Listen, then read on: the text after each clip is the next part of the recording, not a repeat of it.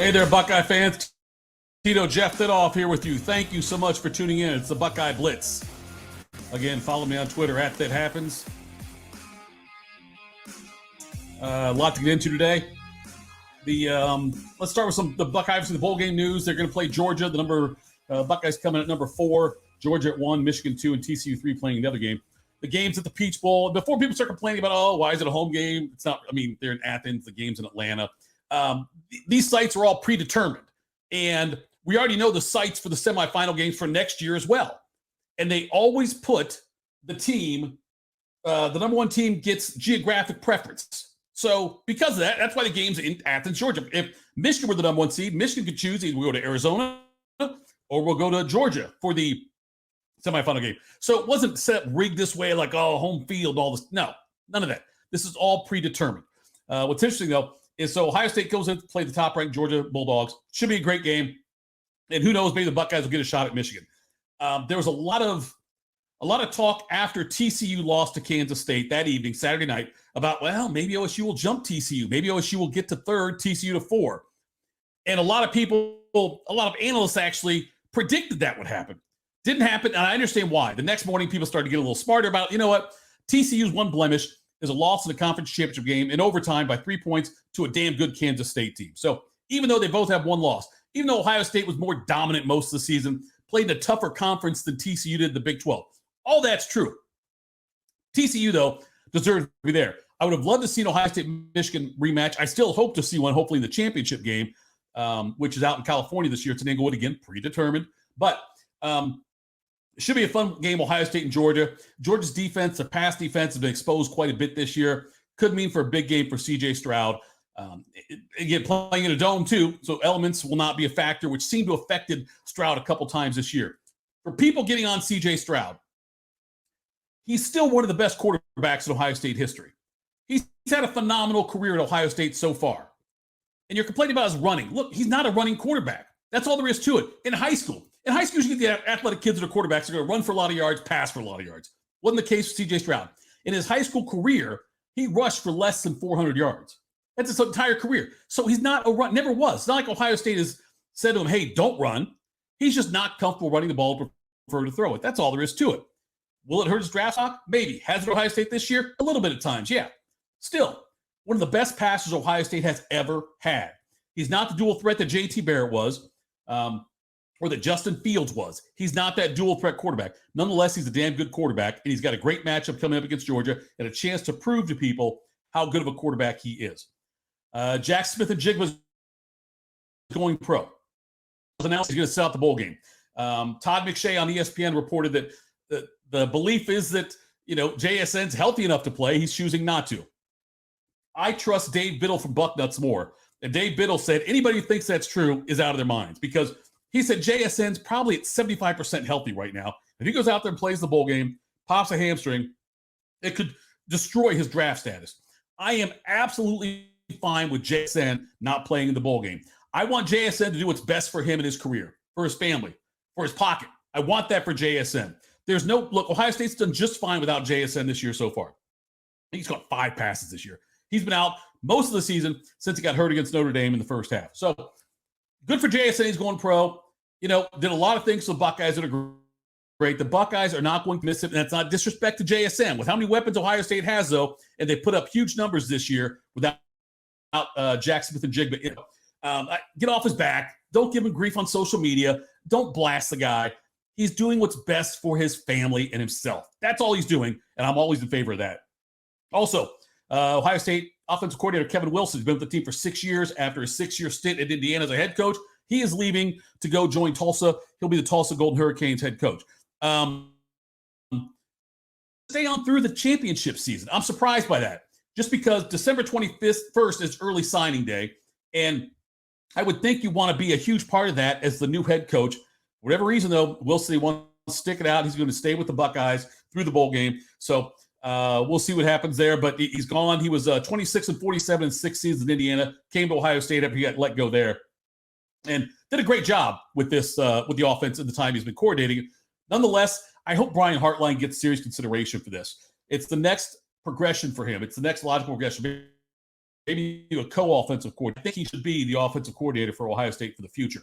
There's talk about Dallin Hayden, the Ohio State running back, the freshman out of Tennessee. There's talk of him transferring back to his home state and playing for the Volunteers next year after this season, perhaps being enticed by a big NIL deal. You know what? Hayden might be pissed off because he won that game in the second half for them. And then after that was almost a lost player on the team. He didn't get to play as much as I thought he would. Very talented running back. I understand if he wants to go. I will understand that. And Ohio State, look, they'll be fine. They're still going to have a great offensive line. There'll be plenty of running backs. There's guys in the transfer portal. Things are going to work out. They aren't going to be left without a single stud running back next year. Travion Henderson has to come back. I think Mayan Williams is eligible to go, but I don't know if he will or not. One of those guys may transfer also. Who knows? But Ohio State will be just fine. So Dallin Hayden, if he wants to, if it's best for him, go to Tennessee. It's okay. Ohio State will be just fine. Ohio State's not going to have a lack of talent at running back no matter what. All right, let's switch over basketball. Ohio State won 99 over St. Francis, Pennsylvania on, I think it was Sunday. OSU had a 44-36 lead at the half. They pulled away 52-23 in the second half. There were great performances by some of the newcomers. Look, Ohio State made 13 of 23 3-point line, which is always nice. Bruce Thornton had 13. Roddy Gale had 12. Roddy Gale Jr. had 12 points. Felix Lakpara had 10 points, 12 rebounds. Sean McNeil had 10. McNeil is quite the fire plug. I don't want to say it. He's quite the spark off the bench. Let's put it that way. Off the bench. Quite the his three-pointer gets going. The Akpara performance is huge. And it occurred he got the double-double in just 16 minutes of play. He's a very raw player. He's 6'11", 220, freshman from Nigeria. He will affect the game without taking a shot. He really will. As he crashes boards, blocks shots, and adjusts shots for the defense. I'm excited about watching him grow. And he is somebody, if he can give them solid 16 to 20 minutes a night, that's huge. And I don't care if he fouls out in 18 minutes. He will play enough and do enough damage in 16 to 20 minutes that'll make a huge impact for Ohio State on the defensive side of the ball. They play Rutgers on Thursday. 9 days later, they take on UNC at Madison Square Garden as part of the CBS Sports Classic. So after they play Thursday, again, 9 days off before they play Carolina. Got plenty of time to rest up. And these next two games are fun to watch for Ohio State. There are 5 men's Big Ten teams in the top 25 AP poll. Purdue was 4, 13 Maryland, 14 Indiana, 17 Illinois, OSU 25.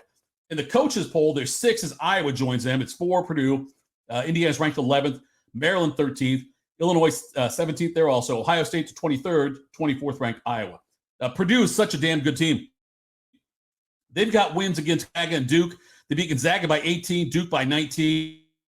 They are a dangerous team in the Big Ten. Big Ten's a good team. As far as men's basketball go, we'll talk about that in a second, but Ohio State will have plenty of challenges. A guy like Akpara will be big against Purdue. They're going to get a lot out of him. But I like where this team's headed. I still say Sweet 16 team this year. Mark it down. Save this. Shoot me a text back if I'm wrong. Call me an idiot. That happens on Twitter if you want to. But I still think this team is going to make it to the Sweet 16. The Ohio State women had a huge win at Louisville, 96-77 against the perennially nationally tough Louisville Cardinals. And they also won at Rutgers, 82-70.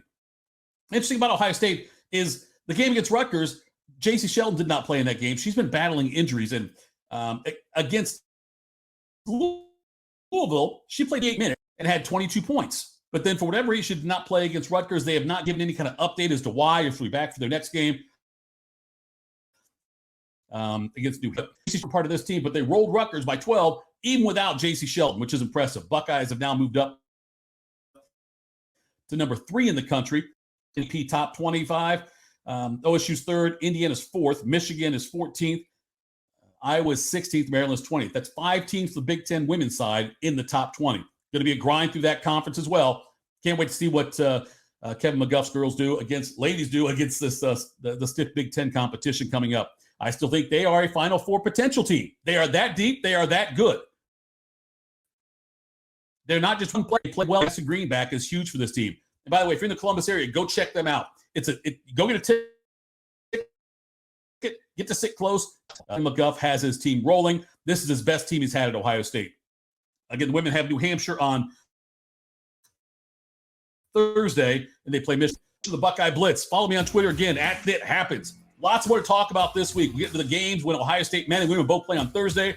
More bowl news. Find out if there's any transfer news coming up as well. But go Bucks. Follow me on Twitter @ThatHappens.